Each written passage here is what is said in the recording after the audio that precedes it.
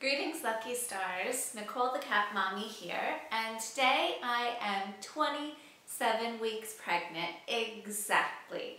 So that does mean that I have skipped over filming during my 26th week, but I will be sure to catch you up on all the events that have been unfolding over this past week. So you won't have missed a thing.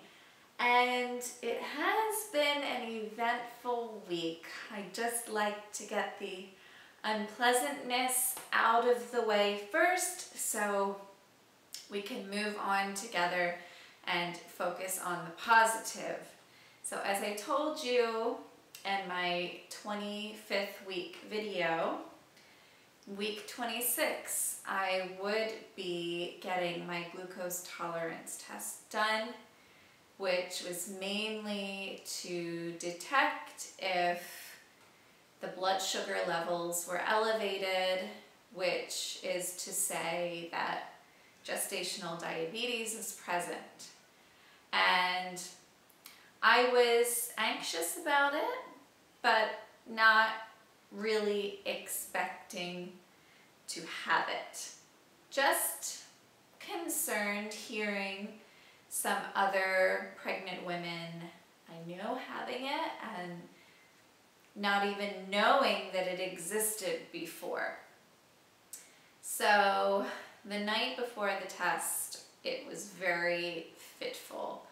I slept half the night. I spent a couple hours on the couch just trying to get out of my fear of not falling asleep in bed head mode.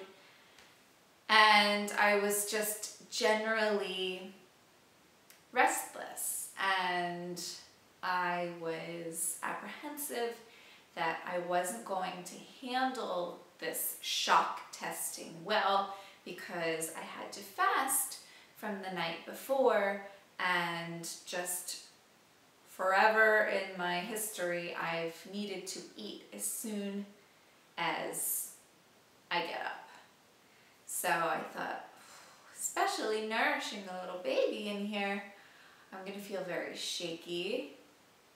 I hope I don't pass out. There have been a couple of occasions where I have passed out, so I do know I'm capable of that. And will I throw up from the glucola sugary drink?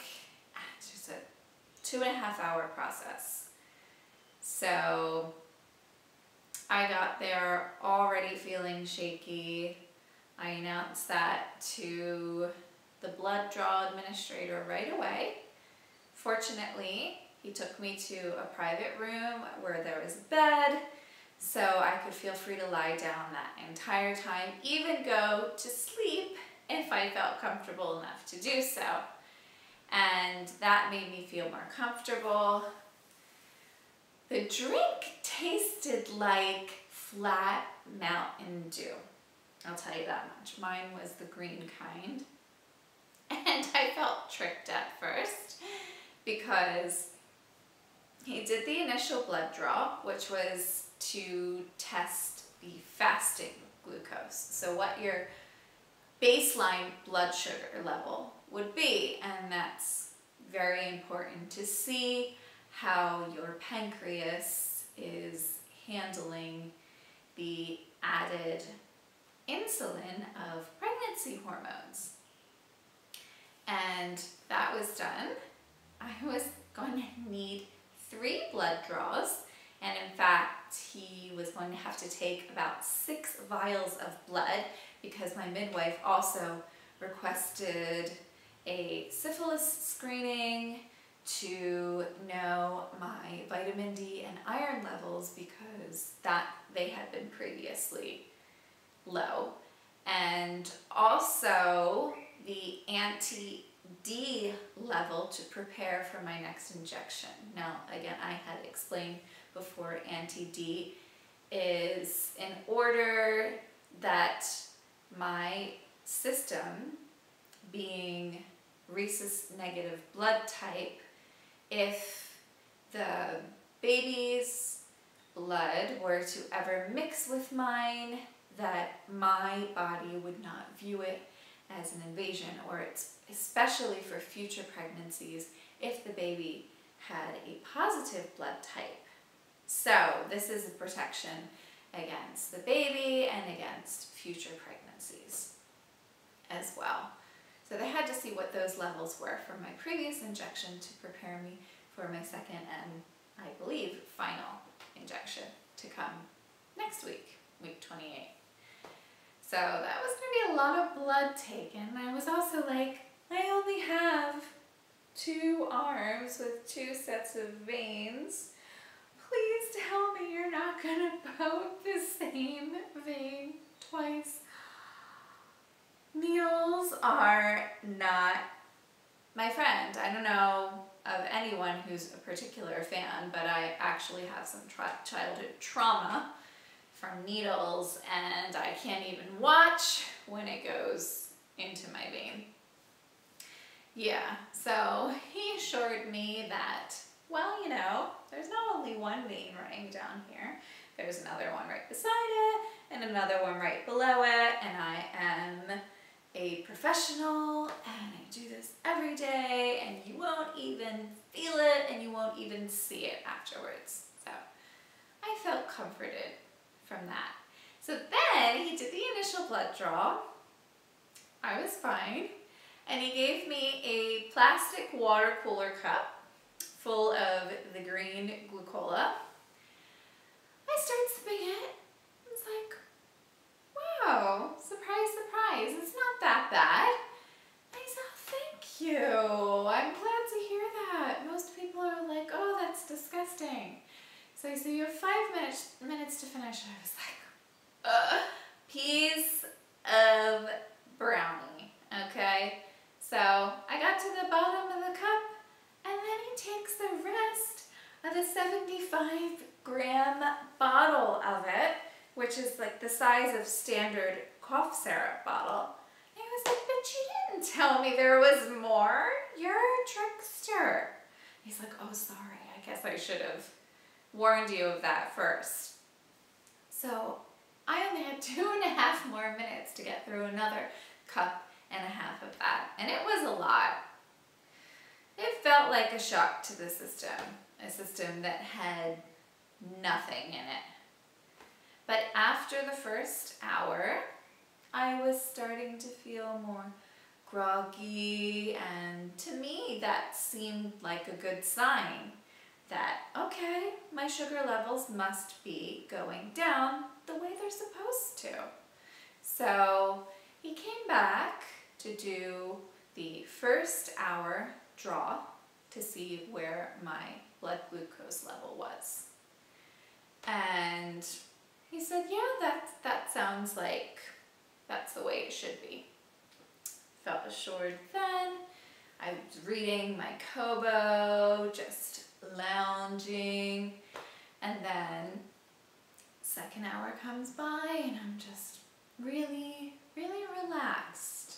I'm ready for it to end. I'm ready to go have myself a power brekkie. But I was feeling accomplished, that no puking or passing out, and I managed to calm myself. And so we came back the second hour, took the final blood draw, and I was free to go.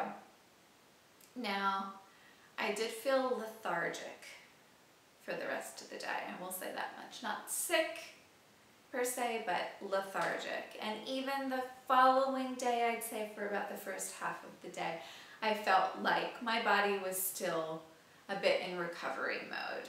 But I was still feeling confident about it.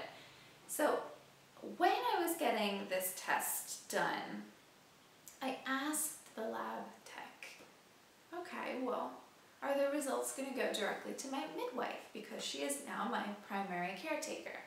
And I knew I had an appointment coming up with her 2 weeks later, now a week in the future, 28 weeks pregnant. And he said, no, it's probably going to first go through your GP, and the results should be quick through the lab, so just give your GP a call to find them out. So, okay. I started calling on Friday, no results. Called again on Sunday because they are a clinic and they do run after hours and weekend hours. Not yet. Told me to call back on Monday that they would contact the lab voluntarily and have the lab, excuse me, baby's growing lots of hair, I suspect, and the lab would fax them the results. They said definitely by Monday. So woke up Monday morning, that being yesterday morning, and I called. I got through to the nurse I had already spoken to on Sunday, and she started going through my file and she said, oh yeah, it's here. Wow, your vitamin D levels are beautiful. Grand. I've been supplementing like a mad woman, so they should be. Your iron is low. Your iron is at 13. Now this is metric. It's not American imperial. So we would have to check what that would be in comparison. So your iron levels are 13, and normally we like them to be 30 or higher, so that seems quite low, and I'll talk to the doctor, but you should probably start supplementing. Okay. And then I was like, all right, so please let it be good news. Big pause. Okay, the lab results say here that you have gestational diabetes.